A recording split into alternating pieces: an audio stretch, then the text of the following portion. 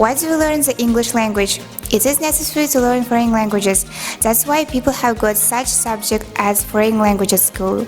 Everybody knows his own language, but it is useful to know foreign languages.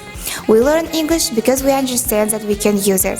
For example, if we go to England, we will able to speak English there.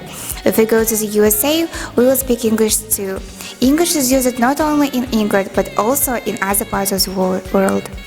Foreign languages are absolutely necessary for people nowadays because of our growing international contacts with foreign countries.